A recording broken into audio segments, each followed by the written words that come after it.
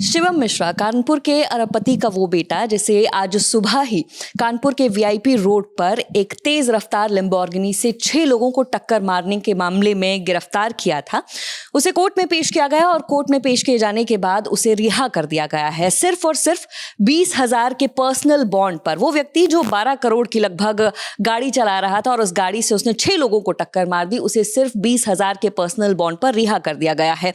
क्या पूरा मामला है, क्या अपडेट है, ये बताएंगे। हमारे साथ रजत है। रजत, सुबह ही इस व्यक्ति को गिरफ्तार किया गया और अब जो है शिवम मिश्रा को रिहा कर दिया गया है, क्या अब तक हमारे पास जानकारी है इस बारे में? यहाँ सुबह से ही कयास लगाए जा रहे थे कि शिवम को जिन धाराओं में केस दर्ज किया जा रहा है उसमें बहुत देर तक उसे रोक पाना मुश्किल था, क्योंकि जो धाराएं थी बीएनएस की धारा 281, 125 ए, 125 बी और 324(4) ये वो धाराएं हैं जिसमें आसानी से बेल मिल जाती है। तो सुबह से ये कयास लग रहे थे कि शिवम को बेल मिल जाएगी और वही हुआ कि अभी दोपहर सुबह वो गिरफ्तार होता है और दोपहर आते आते उसको बेल मिल जाती है। 20,000 के पर्सनल बॉन्ड पर उसे बेल मिल गई है। जो भी होगी, जो भी अब आगे कार्रवाई होगी वो माननीय न्यायालय से होगी। माननीय न्यायालय के समक्ष एप्लीकेशन पड़ चुकी है। जो भी अब आगे कार्रवाई, कल की डेट फिक्स है, कल की डेट हियरिंग के लिए फिक्स है। जो भी होगा माननीय न्यायालय के समक्ष जो है उपस्थित होकर के होगा। आप शिवम से बात करेंगे, क्या गाड़ी चलाते समय शिवम वहाँ मौजूद थे? मैं आपके सारे जो है क्वेश्चन का आंसर मैं कर चुका हूँ। जो भी अब आगे कार्रवाई होगी माननीय न्यायालय के। नहीं, ऐसा कुछ नहीं है। क्या अटैक पड़ा था कोई? अब वो बीमार रहते हैं, लेकिन मतलब अभी ऐसा जब वो गाड़ी चला ही नहीं रहे थे, जब वो एक्चुअली में ये जो केस है वो एक्सीडेंट का केस है और एक्सीडेंट का जो केस है जो एफआईआर दर्ज हुई है, वो एक्सीडेंट पर एफआईआर दर्ज हुई है। जब वो गाड़ी ड्राइव ही नहीं कर रहे थे तो उनके ऊपर कोई मामला वैसे भी नहीं बनता है। जिन लोगों को ये मामला, हालांकि सभी को पता होगा कि 8 फरवरी को कैसे होता है कि वो तेज रफ्तार से लैम्बोर्गिनी निकलती है, 8 लोगों को चोटिल करती है। उसमें एक व्यक्ति तो ऐसा होता है वो काफ़ी ऊंचाई पर उछलता है, वो फिर गिरता है। पहले ये कहा जाता है कि शिवम का पहले तो नाम ही नहीं एफआईआर में शामिल किया जाता है, उसके बाद तमाम दबाव पड़ते हैं, सोशल मीडिया पर वीडियोस वायरल होते हैं, उसका प्रेशर पड़ता है, जिसके बाद पुलिस उसका नाम दर्ज करती है।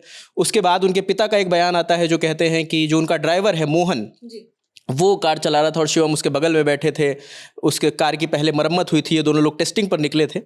हालांकि जो पुलिस कमिश्नर हैं उनका जो बयान आया था वो बार बार कह रहे थे, जो कमिश्नर हैं रघुवीर लाल, जो कानपुर के कमिश्नर हैं, उनका कहना था कि शिवम ही गाड़ी चला रहे थे और शिवम की पुलिस तलाश कर रही थी और 4-5 पुलिस की टीमें शिवम को तलाश कर रही थी और सुबह उन्हें गिरफ्तार किया था और उसके बाद ये बेल उन्हें मिल गई है। सीसीटीवी फुटेज में भी सामने आया था कि गाड़ी में देखा जा सकता था कि शिवम मिश्रा ही उस वक्त गाड़ी चला रहे थे जब ये एक्सीडेंट हुआ था और पहले सिर्फ इसको इस तरह से देखा जा रहा था कि ये तेज रफ्तार से टक्कर मामले का मामला है, लेकिन उसके बाद जब पता चला कि इसमें एक बड़ा बिलियनियर का बेटा इन्वॉल्व है, उसके बाद ये केस पूरा अलग रुख लेता है। अब सुबह कहीं ना कहीं ये मान के चला जा रहा था कि अगर वो गिरफ्तार हुए हैं तो ये एक ठीक बात है और अब कहीं ना कहीं न्याय मिल पाएगा, लेकिन अभी ही उन्हें रिहाई मिल। जो बड़े तमाकू कारोबारी हैं के केमिस्ट, जो ये भी कहा जाता है कि जितनी तमाकू का जो रेट होता है वो तय वो करते हैं, वो इस स्तर का उनका सिस्टम है और वो लगातार कोशिश कर रहे थे। आज हम 12 तारीख को बात कर रहे हैं, कल 11 तारीख को कोर्ट में जो ड्राइवर है मोहन,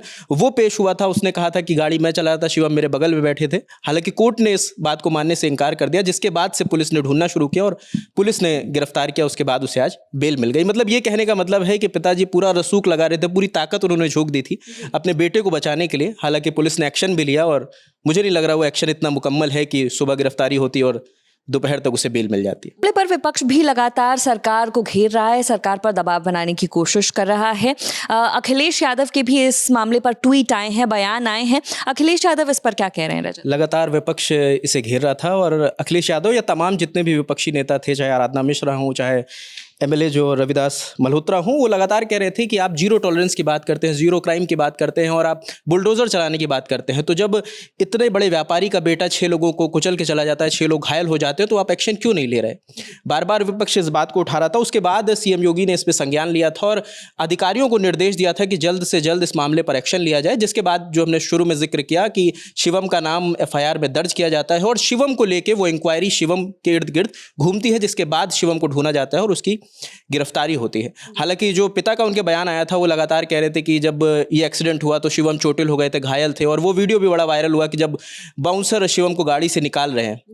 पिता का कहना था बाउंसर जब उसको लेकर आते हैं घर पे, थोड़ी देर आराम करता है, वो दिल्ली में डॉक्टर को फ़ोन करते हैं, दिल्ली में डॉक्टर उनसे कहते हैं कि शिवम की तबीयत बिगड़ रही है, उसे तत्काल दिल्ली भेजा जाए, और फिर दिल्ली में इलाज चल रहा था। ये उनके पिता ने समझाया। हालांकि जब पुलिस का दबाव पड़ा तो दिल्ली से शिवम को बुलाया गया और आज शिवम की गिरफ्तारी हुई थी, जिसके बाद दोपहर तक उनको बेल मिल गई।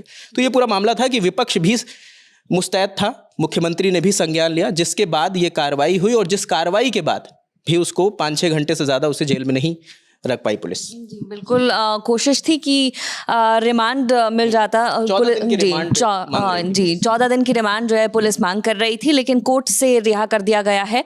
अब देखना होगा कि आगे इस पूरे केस पर क्या एक्शन होगा। जो भी अपडेट होगा वो हम आप तक पहुंचाते रहेंगे।